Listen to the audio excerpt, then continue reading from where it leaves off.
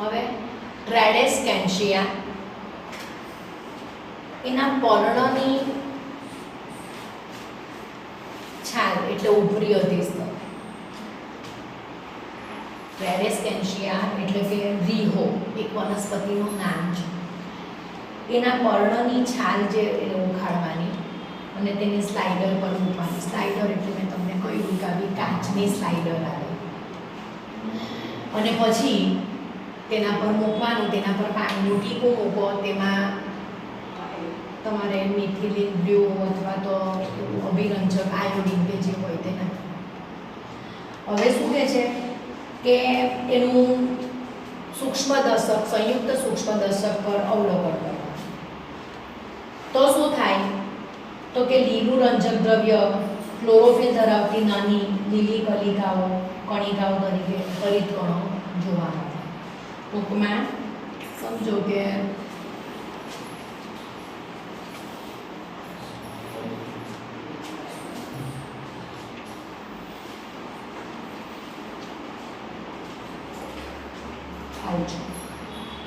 આમાં આવી રીતની આ હરિતકણો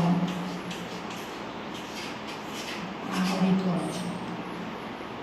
આ હરિતકણો આવી રીતે જોવા મળશે. જુઓ બરાબર.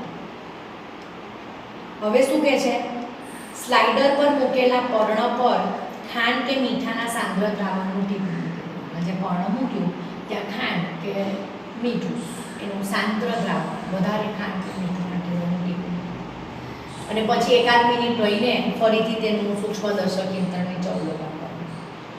તો કે જીવંત કોષમાં આશ્રુતિ દ્વારા પાણી ગુમાવવાને કારણે કે બહાર સાંદ્ર પાણી આવી ગયું, અંદરથી પાણી બહાર થશે તો ગુમાવવાને કારણે કોષ રસનું સંકોચન થાય છે અને કોષ રસ કોષ દિવાલથી દૂર થાય છે. આ સમજો કે કોષ દિવાલ છે, આ કોષ રસમાં જ્યાં જોવા મળે. હવે શું થશે તો કે આ જે આમ બરાબર કોષ દિવાલ છે તેની જગ્યા પર આમ અંદરથી આવી રીતે જોવા મળશે.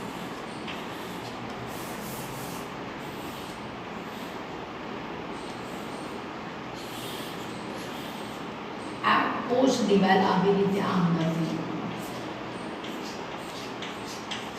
આ હરિતકણ પહેલા આખું હતું, આ કોષ રસ આખો પ્રસરેલો હતો હરિતકણ. હવે બહાર પેલું સાંદ્ર દ્રાવણ મૂક્યું એટલે અંદરથી પાણી શું થયું, બહાર ગયું એટલે કોષ રસ સંકોચાઈ ગયો. આ સંકોચાયેલો કોષ રસ છે. બરાબર. હવે શું કહેવા માંગે છે, પૂર્ણ. હવે આખો અંદર જતો રહેશે થોડી વારમાં. બરાબર. એટલે પાણી બધું બહાર આવી ગયું, શોષાઈ ગયું. તો આ એક વસ્તુ બની. હવે એવું કહે છે કે આ જે રીહોના પર્ણ છે, ટ્રેડેસ્કેન્શિયાના અથવા તો રીહોના પર્ણ, એને ઉકાળેલા પાણીમાં નાખીએ એટલે એની બધી પેશીઓ મરી જાય, બધા કોષો મૃત થઈ જાય. બરાબર. પછી તેને આસ્થાપન કરવાનું, પછી આ તેનું અવલોકન કરો, ત્યાર પછી મીઠાનું કે ખાંડનું દ્રાવણ મૂકી જેમ આમાં કર્યું તેવું જ પછી પેલા ઉકાળેલા પર્ણમાં પણ અવલોકન કરો.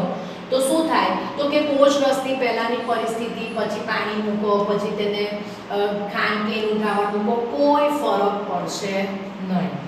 એનો મતલબ શું થયો કે માત્ર જીવંત કોષોમાં જ આશ્રુતિ થાય છે. મૃત કોષો આશ્રુતિ દ્વારા થતી પાણીનું શોષણ કરવાની કે પાણીનું શોષણ કરવું એટલે પાણી અંદર લેવું કે પાણી ગુમાવવાની કોઈ ક્ષમતા ધરાવતા નથી. ફક્ત જીવંત કોષો હોય વનસ્પતિના કે પ્રાણીઓના તે જ આશ્રુતિની ક્રિયા દર્શાવે એટલે પાણી ગુમાવે અથવા પાણી મેળવે. પણ મૃત કોષો આવી કોઈ પ્રોસેસ દર્શાવતા નથી. બરાબર. તો અત્યાર સુધી જોયું શું આપણે તો કે વનસ્પતિ કે પ્રાણી કોષો કેવા હોય તો કે બહાર કોષ રસ પડ, અંદર કોષ કેન્દ્ર છે અને અંગિકાઓ છે. કોષ રસમાં એમાં આપણે કોષ રસ પડ અને કોષ દિવાલ વિશે જોયું. હવે આપણે ધીમે રહીને જઈ રહ્યા છીએ કોષ કેન્દ્ર તરફ. ધીમે ધીમે ભણીએ છીએ કે કોષોનું આયોજન. તો કોષના આયોજનમાં કોષ રસ પટલ છે, કોષ દિવાલ છે. બરાબર. વનસ્પતિ કોષમાં કોષ દિવાલ હોય છે, નિર્જીવ હોય, સેલ્યુલોઝની બનેલી હોય. જ્યારે કોષરસ પટલ એ પ્રાણી કોષનું સૌથી બહારનું પડ છે જે જીવંત છે અને તે ચરબી અથવા તો એટલે પ્રોટીન અથવા તો લિપિડનું બનેલું છે. હવે આપણે ચરબી શબ્દ યુઝ નથી કરવાનો, આપણે લિપિડ શબ્દનો યુઝ કરવાનો છે. બરાબર. હવે છે કે ડુંગળીનું પડ જે છે, આપણે આ પ્રયોગ આગળ કરી ગયા છીએ કે ડુંગળી છે એ ડુંગળીનું પેલું આપણે તો બધા ડુંગળીનું પડ કાઢ્યું છે. ધારો કે આ ડુંગળીનું પડ કાઢ્યું બહાર, એમાં અંદર આ જાડું થોડું હોય, એમાં જે અંદર પાતળું પડ હોય ટ્રાન્સપરન્ટ તે પડ લેવાનું, એને સીધું કરવાનું, આપણે એને આયોડિન અભિરંજકથી અભિરંજિત કરે. તો અહીંયા સવાલ એવું છે કે આયોડિન અભિરંજકથી અભિરંજિત કેમ કરવાનું આયોડિન? તો કે જે પણ એના કોષ પડ છે, બહાર કોષરસ પડ છે કે એના કોષ કેન્દ્ર હોય, બાકીની જે અંગિકાઓ હોય એ આયોડિનથી અભિરંજિત થાય અને સ્પષ્ટપણે જોઈ શકાય કોષના બધા ભાગો. ધારો કે આયોડિનથી અભિરંજિત નથી કરતા તો આ ડુંગળીના કોષો તો બધા સફેદ છે, પાણી વ્હાઈટ, એટલે જોઈશું તો બધા ભાગો કોષના જે છે તે સ્પષ્ટપણે જોઈ શકાતા નથી. બરાબર. તો અહીંયા લખ્યું છે કે બીજા કયા અભિરંજકનો ઉપયોગ કરી શકાય? તો અંદર 2-3 નામ આપ્યા છે. એક તો સેફ્રેનિન કયું છે, સેફ્રેનિન, અને મિથિલિન બ્લુ કયું છે. બરાબર. તો મિથિલિન બ્લુ, તો આયોડિન, સેફ્રેનિન અથવા તો મિથિલિન બ્લુ તેવા અભિરંજકનો ઉપયોગ કરી શકે. પછી મેં તમને લોકોને આ તો ડુંગળી એટલે વનસ્પતિ કોષ છે, પણ પછી પ્રાણી કોષની વાત કરે તો મેં તમને કહ્યું કે ગાલની અંદરની એના ઉપર શું કરવાનું, તમારે ચમચી ઘસીને જરા લેવાનું એટલે કોષો આવે. એનું પણ સ્લાઇડરની મદદથી તમારે આસ્થાપન કરવાનું અને જોવાનું. તો શું જોવા મળે? તો કે હવે ડુંગળીના કોષો વનસ્પતિના કોષો છે ને આપણા ગાલની અંદરના કોષો એ પ્રાણી કોષો છે. તો જોવા શું ફરક પડે? તો કે આમાં કોષ દિવાલ હોય છે વનસ્પતિ કોષમાં, જ્યારે ગાલના જે કોષો જોઈએ તેમાં કોષ દિવાલ હોતી નથી. ડુંગળીના કોષો તો તમને કહ્યું તેમ કે કઈ રીતના હોય છે? તો કે આવી રીતના સામાન્ય રીતે હોય, જ્યારે ગાલના કોષો કેવા હોય છે? આવા તરંગી આવા હોય છે. ડુંગળીના કોષો ચપટા લાંબા લંબગોળ હોય અને તરંગીત દિવાલવાળા. બધા જ કોષો આકારમાં, કદમાં એક સરખા હોતા નથી. કોષોની ખાલી મૂળભૂત લાક્ષણિકતા કે કોષ રસ પટલ એટલે આ જે છે તેને, ત્યાર પછી અંદર કોષ કેન્દ્ર અને અંગિકાઓ, આ બધું કોમન હોય. પણ હવે આ તો વનસ્પતિ છે એટલે એમાં કોષ દિવાલ છે. ગાલના કોષો પ્રાણીના કોષો છે એટલે એમાં કોષ દિવાલ હોતી નથી. બરાબર. પણ એમ કે બરાબર મધ્ય ભાગમાં એક ઘેરું એટલે ડાર્ક એક છિદ્ર હોય છે, એક સ્પોટ હોય છે. અહીંયા શબ્દ લખ્યો છે ગોળાકાર કે અંડાકાર. શું તો આપણે શું સવાલ છે કે પ્રાણી કોષના અવલોકનોમાં કોષો કોષ દિવાલ ધરાવતા નથી, પણ મધ્યમાં કોષ કેન્દ્ર ધરાવે છે. કોષોનો આકાર સાધારણ ગોળ હોય કે પછી અંડાકાર સ્વરૂપે જોવા મળે. બરાબર. મધ્યમાં એક બિંદુ જેવી રચના હોય જેને કોષ કેન્દ્ર કહેવામાં આવે છે. કારણ કે હવે આપણે અભ્યાસ કરવાનો છે કોષ કેન્દ્રનો. તો મધ્યમાં કોષ કેન્દ્ર, તો તે તો વનસ્પતિ કોષ હોય કે પ્રાણી કોષ હોય, કોષ કેન્દ્ર બધામાં જોવા મળે. તો હવે આપણે અત્યાર સુધીમાં કોષ આયોજનમાં શું જોયું? તો કે કોષરસ પટલ ક્યાં છે? તો કે જોવા જાય તો વનસ્પતિ કોષોમાં પણ છે અને પ્રાણી કોષોમાં પણ કોષરસ પટલ છે. બરાબર. જે શાનું બનેલું છે? તો કે ચરબી એટલે કે લિપિડ અથવા તો લિપિડ અને પ્રોટીનનું બનેલું છે. પણ વનસ્પતિ કોષમાં આ કોષરસ પટલ જે છે એની બહાર નિર્જીવ કોષ દિવાલ આવેલી છે જે સેલ્યુલોઝની બનેલી હોય છે. પ્રાણી કોષમાં આવી નિર્જીવ કોષ દિવાલ હોતી નથી. બીજું કે વનસ્પતિ કોષમાં ખાલી જગ્યા હોય કોષમાં, એને રસધાની કહેવાય. પ્રાણી કોષોમાં આવી રસધાની જોવા મળતી નથી. હવે આપણે કોષ કેન્દ્ર પર આવ્યા તો સુકોષ કેન્દ્રી કોષનું કોષ કેન્દ્ર સમજાવો. બીજું, કોષ કેન્દ્ર પટલ અને રંગસૂત્રીય દ્રવ્ય સમજાવી કોષ કેન્દ્રના કાર્ય જણાવો.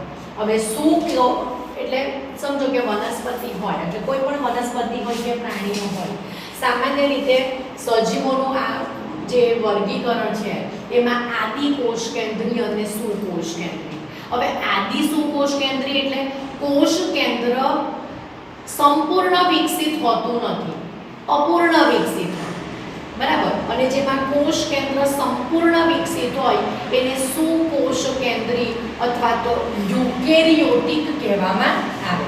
અત્યારે સુકોષ કેન્દ્રી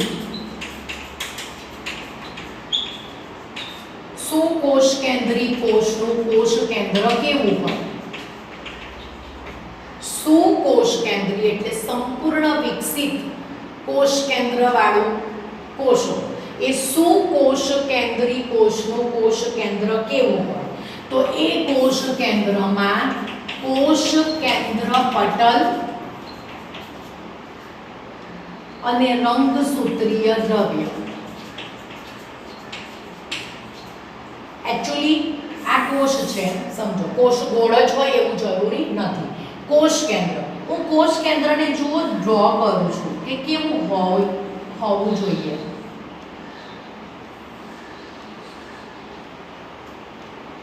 આ કોષ કેન્દ્ર છે. મેં એને એક્સપાન્ડ કરીને કે સંયુક્ત સૂક્ષ્મદર્શક યંત્ર કરતાં પણ વધારે પાવરફુલ હોય તો એમાં તો તે બેવડી દિવાલ વાળું દેખાય છે, બરાબર. આ બેવડી દિવાલ વાળું છે આ કોષ કેન્દ્ર. વચ્ચે જગ્યા છે. આ જગ્યામાંથી અંદર જે આને કોષ રસ કહેવાય અને અંદર જે દ્રવ્ય છે તેને કોષ કેન્દ્ર રસ કહેવાય. અંદરનું આ દ્રવ્ય અને બહારનું દ્રવ્ય એકબીજા સાથે જઈ શકે. કઈ રીતે? તો કે આ કોષ કેન્દ્રની જે દિવાલ છે વચ્ચે એમાંથી આ જગ્યા છે, સૂક્ષ્મ જગ્યામાંથી તે અવરજવર થઈ શકતી હોય છે. હવે આ જે છે તે કોષ કેન્દ્ર પટલ, કોષ કેન્દ્રનો ઢાંકે છે આખો ભાગ, કોષ કેન્દ્ર બનાવીને કોષ કેન્દ્ર પટલ કહેવાય. તો કોષ કેન્દ્ર બહારની તરફ દ્વિસ્તરીય દેખાય છે, બે સ્તરનું દ્વિસ્તરીય આવરણ ધરાવે છે, તેને કોષ કેન્દ્ર. આ જે છે એને કોષ કેન્દ્ર પટલ કહેવામાં આવે. આખું જે કોષ કેન્દ્રનું આવરણ દ્વિસ્તરીય છે એને કોષ કેન્દ્ર પટલ કહેવાય.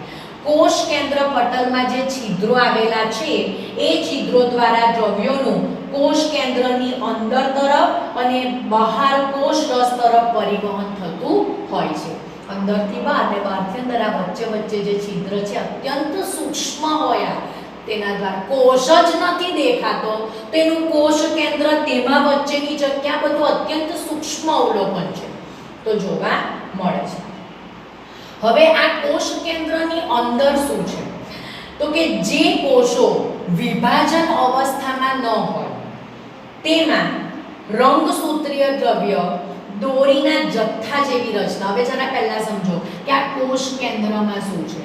તો કે કોષ કેન્દ્રમાં આવું કશું છે. આ જે છે એને રંગ તત્વ જાળ કહેવામાં આવે. શું કહેવામાં આવે? રંગ તત્વ જાળ. સમજો કે આપણે વાળ ઓળ્યા છે અને વાળ ઓળીએ ત્યારે આપણે કાંસકામાં જોઈએ તો વાળનો ગુચ્છો આવે, એવો આ ગુચ્છો છે જેને રંગ તત્વ જાળ કહેવાય. પણ એ ગુચ્છામાં વાળ છે તો આ ગુચ્છામાં શું છે? તો આ રંગ તત્વ જાળમાં રંગસૂત્રો આવેલા છે. આવી રંગસૂત્રો ગુચ્છા સ્વરૂપે જોવા મળે. આ રંગસૂત્રો સ્પષ્ટ ક્યારે જોવા મળે? તો કે જ્યારે કોષનું વિભાજન થતું હોય ત્યારે. એક કોષમાંથી બે કોષ બનતા હોય એને કોષ વિભાજન કહેવાય. જ્યારે આ કોષમાંથી આ કોષ બનવાની પ્રોસેસ ચાલતી હોય કોષ વિભાજનની, તે સમયે આ રંગસૂત્રો સ્પષ્ટપણે જોઈ શકાય. આ સિવાયના ટાઈમમાં એટલે કોષ તેની નોર્મલ અવસ્થામાં હોય ત્યારે આવું ગુચ્છું જોવા મળે, એને રંગ તત્વ જાળ કહેવામાં આવે. હવે એટલે રંગસૂત્રીય દ્રવ્ય માટે શું લખ્યું છે? જે કોષો વિભાજન અવસ્થામાં ન હોય તેમાં રંગસૂત્રીય દ્રવ્ય દોરીના જથ્થા જેવી રચના ધરાવે છે.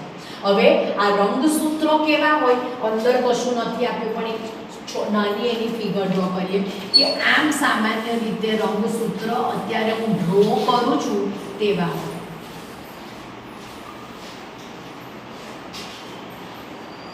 આવા હોય રંગસૂત્ર. આ એક એક જે છે એને રંગસૂત્રિકા અથવા તો એકલ સૂત્ર કહેવામાં આવે અને આ જે છે તેને રંગસૂત્ર કેન્દ્ર અથવા તો સેન્ટ્રોમિયર કહેવામાં આવે. રંગસૂત્ર કેન્દ્ર અથવા તો સેન્ટ્રોમિયર. દરેક પ્રાણીઓમાં આ કોષમાં કોષ કેન્દ્રમાં રંગ તત્વ જાળ. આ રંગ તત્વ જાળમાં દરેક પ્રાણીઓમાં રંગસૂત્રોની સંખ્યા નિશ્ચિત હોય. આપણા મનુષ્યમાં આ રંગસૂત્રોની સંખ્યા છે 23 જોડ. રંગસૂત્ર મોટા ભાગે જોડમાં જોવા મળે. કેટલા છે? 23 જોડ.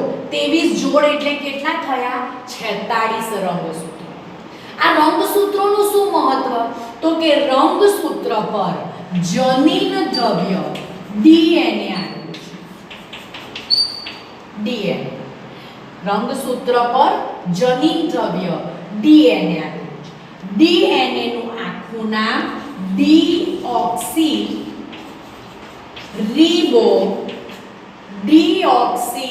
રિબો ન્યુક્લિઇક એસિડ. ડીએનએ નું આખું નામ ડીઓક્સીરીબોને રાઇબો પણ કહી શકાય. ન્યુક્લિઇક એસિડ આ ડીએનએ છે. ડીએનએ શું છે? તો કે જનીન દ્રવ્ય છે. શું કામ છે? તો કે વારસાગત લક્ષણોનું વહન કરે. એટલે શું? તો કે આપણે ત્યાં સિમ્પલ છે કે કોઈને ત્યાં બાળક જન્મ્યું હોય તો આપણે શું પૂછીએ? શું આવ્યું? છોકરો આવ્યો કે છોકરી આવી? આપણે એવું નથી પૂછતા કે તમારે ત્યાં ઘોડો આવ્યો કે ગધેડો આવ્યો. જે સજીવ જે જીવ તેવા છે જેવા છે તેમને તેમના જેવા જ બાળકો જન્મે. મનુષ્ય જેવા જ હોય. ઘોડાને ઘોડા જેવા જ હોય. કૂતરાને કૂતરા જેવા જ હોય. જે સજીવ જેવો છે તેને તેના જેવો જ સજીવ સંતતિમાં ઉત્પન્ન થાય છે બીકોઝ ઓફ ધીસ જનીન દ્રવ્ય ડીએનએ ડીઓક્સીરીબો ન્યુક્લિઇક એસિડ વારસાગત લક્ષણોનું વહન કરે છે. તો રંગસૂત્રીય દ્રવ્યના ભાગરૂપે ડીએનએ એટલે કે ડીઓક્સીરીબોઝ ન્યુક્લિઇક એસિડ હોય છે. જ્યારે કોષ વિભાજન તરફ આગળ વધે છે ત્યારે આ રંગસૂત્રીય દ્રવ્ય એક સળિયા જેવા આકારની સંરચના ધરાવે છે જેને રંગસૂત્ર કહેવામાં આવે છે. રંગસૂત્રો આનુવંશિકતા માટેની માહિતી એટલે કે પિતૃ પેઢી તરફથી અનુગામી પેઢીમાં લક્ષણો ડીએનએના અણુ સ્વરૂપે તે ધરાવે છે. રંગસૂત્રો ડીએનએ અને પ્રોટીનના બનેલા હોય છે. રંગસૂત્ર શાના બનેલા છે? તો ડીએનએ એટલે જનીન દ્રવ્ય અને પ્રોટીન. એક્ચ્યુઅલી આ ડીએનએ જ પ્રોટીનનું બનેલું હોય છે. બરાબર. ડીએનએ અણુઓ કોષના બંધારણ અને આયોજનની આવશ્યક માહિતી ધરાવે. સમગ્ર કોષનું બંધારણ અને બધી જ આવશ્યક માહિતી આ ડીએનએમાં હોય છે. જે તે સજીવને તેના જેવો બાળક જન્મે એ બધું જ આ ડીએનએ પર ડિપેન્ડ કરતું હોય છે. ડીએનએના કાર્યકારી ટુકડાને જનીન કહેવામાં આવે છે. ડીએનએના નાના નાના ટુકડા એને જનીન કહેવામાં આવે છે. બરાબર. તો કોષ કેન્દ્ર એ કોષની બધી જ ક્રિયાઓનું નિયમન કરે. કોષ કેન્દ્ર ન હોય તો કોષ લાંબો સમય જીવી શકે નહીં. આયુષ્ય બહુ ઓછું હોય. બધી ક્રિયાઓનું નિયમન કોષ કેન્દ્ર દ્વારા થતું હોય. કોષ કેન્દ્રમાં કોષ કેન્દ્રિકા છે અને રંગતત્વજાળ છે. હજી અંદર આવ્યું નથી કે કોષ કેન્દ્રિકા છે. રંગતત્વજાળ રંગસૂત્રોની બનેલી છે. રંગસૂત્રો પર જનીન દ્રવ્ય ડીએનએ આવેલું છે. દરેક પ્રાણીઓમાં રંગસૂત્રોની સંખ્યા નિશ્ચિત હોય છે. મનુષ્યમાં રંગસૂત્રોની સંખ્યા 23 જોડ છે. એટલે કે કુલ 46 છે. રંગસૂત્ર હંમેશા જોડીમાં જોવા મળે. હવે કોષ કેન્દ્રના કાર્ય શું છે? તો કોષમાં થતી વિવિધ ક્રિયાઓનું તે નિયમન કરે.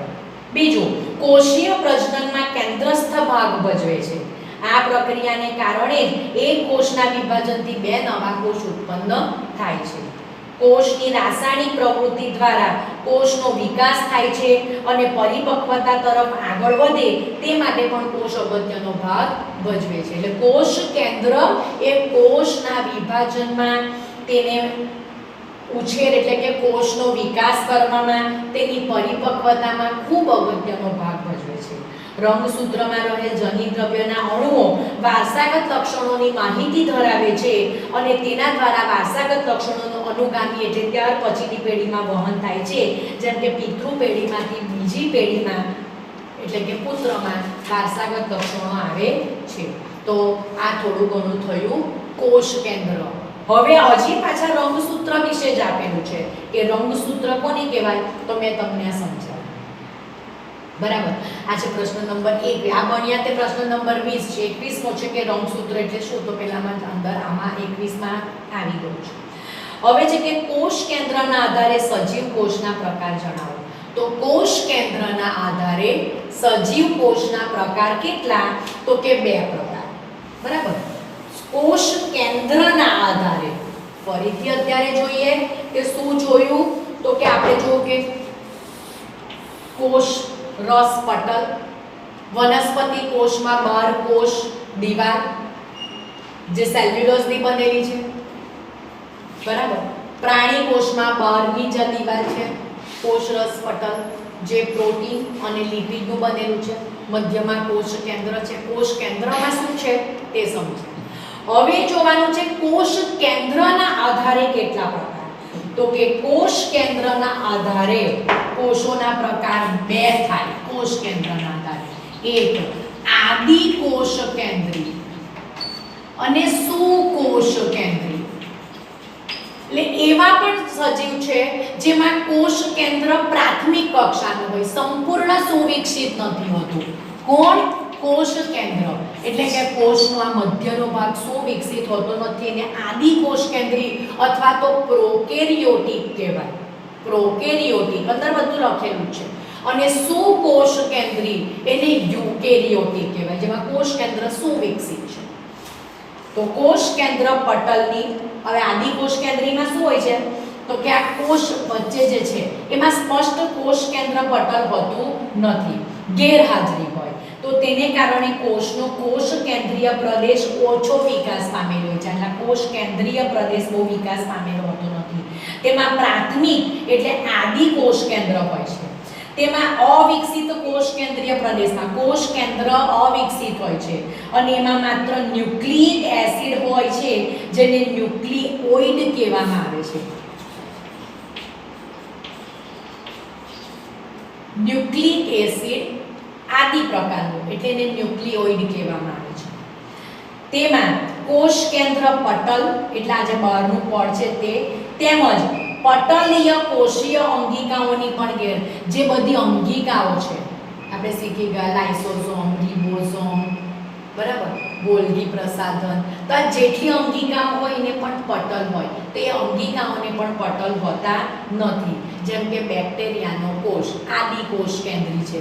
કોષ કેન્દ્ર અવિકસિત છે. કોષ કેન્દ્ર અવિકસિત છે એટલે એમાં જે કહ્યું તે પ્રમાણે કે કોષ કેન્દ્ર પ્રદેશમાં ખાલી ન્યુક્લિક એસિડ હોય અને ન્યુક્લિક એસિડ હોય એટલે એને ન્યુક્લિઓઇડ કહેવામાં આવે છે. બધી જ કોષ કેન્દ્ર પટલ પણ નથી એટલે જેટલી અંગિકાઓ છે અંગિકાઓને પણ પટલ હોતા નથી. જ્યારે સુકોષ કેન્દ્રી તેમાં કોષ કેન્દ્ર પટલ હાજર હોય છે અને એને કારણે કોષ કેન્દ્રીય પ્રદેશ વિકસિત હોય છે. સુવિકસિત કોષ કેન્દ્ર હોય છે. તેમાં ન્યુક્લિક એસિડ અને પ્રોટીનના બનેલા રંગસૂત્ર હોય છે. કોષ કેન્દ્ર પટલ એટલે કે આ કોષ કેન્દ્ર પટલ બહાર આ કોષ કેન્દ્ર પટલ તેમજ પટલીય કોષીય અંગિકાઓ જેટલી અંગિકાઓ છે બધી અંગિકાઓને પણ પટલ હોય છે, જેમ કે વનસ્પતિ કોષ અને પ્રાણી કોષ. તો આદિ કોષ કેન્દ્રીમાં અમુક બધા જ બેક્ટેરિયા આદિ કોષ કેન્દ્રી છે એવું નથી. જેમાં કોષ કેન્દ્ર અવિકસિત છે એને આદિ કોષ કેન્દ્રી, કોષ કેન્દ્ર સુવિકસિત છે એને સુકોષ કેન્દ્રી. બરાબર. કોષ કેન્દ્ર પટલ નથી હોતું. બરાબર. જે અંગિકાઓ છે તે અંગિકાઓ પણ પટલ નથી હોતું, જ્યારે આમાં બધી અંગિકાઓને પણ પટલ હોય છે. બરાબર. હવે પાછું લખ્યું છે કે આદિ કોષ કેન્દ્રી કોષ એટલે કે પ્રોકેરિયોટિક કોષ સમજાવો. તો કે પ્રાથમિક પ્રકારનું કોષ કેન્દ્ર ધરાવતા કોષને આદિ કોષ કેન્દ્રી કોષ કે પ્રોકેરિયોટિક કોષ કહેવામાં આવે. આવા કોષ ધરાવતા સજીવોને આદિ કોષ કેન્દ્રી સજીવો કહેવામાં આવે છે. ઉદાહરણ આપ્યું છે બેક્ટેરિયા, સાયનોબેક્ટેરિયા. સાયનોબેક્ટેરિયા એટલે કે નીલ હરિત લીલ. તેમાં કોષ કેન્દ્ર પટલનો અભાવ હોય છે અને તેને કારણે કોષનો આ જે કેન્દ્રીય પ્રદેશ છે તે ઓછો વિકાસ પામેલો હોય છે. અવિકસિત કોષ કેન્દ્રીય પ્રદેશમાં માત્ર ન્યુક્લિક એસિડ હોય છે જેને ન્યુક્લિયોઇડ કહેવામાં આવે છે. વિવિધ પટલમય અંગિકાઓ પણ હોતી નથી, જેમ કે પણાપસૂત્ર, હરિતગણ, ગોલ્ગી પ્રસાધન, અંતઃકોષ રસજાળ વગેરેનો પણ અભાવ હોય છે, હોતી જ નથી. વિવિધ પટલમય અંગિકાઓના અભાવને કારણે અંગિકા દ્વારા થતા ઘણા બધા કાર્યો કોષરસીય ભાગો દ્વારા જ થતા હોય છે, એટલે નિર્બળ રીતે થતા હોય છે. સ્પષ્ટ આયોજન દરેક કાર્યોનું હોતું નથી. બરાબર. પ્રકાશ સંશ્લેષી બેક્ટેરિયા એટલે કે આદિ કોષ કેન્દ્રી સજીવોમાં ક્લોરોફિલ કોષરસીય પટલની પુટિકાની રચનામાં ક્લોરોફિલ હોય. હવે બેક્ટેરિયા છે એમાં ક્લોરોફિલ છે, નીલહરિત લીલ હોય એટલે બરાબર. તો એ જે ક્લોરોફિલ છે એ પણ કોથળી જેવી રચના ધરાવતા હોય છે. બરાબર. તો અત્યાર સુધીમાં શું ભણ્યા? કોષરસ પટલ અને કોષ કેન્દ્ર. કોષ કેન્દ્રના આધારે બે પ્રકાર, આદિ કોષ કેન્દ્રી અને સુકોષ કેન્દ્રી.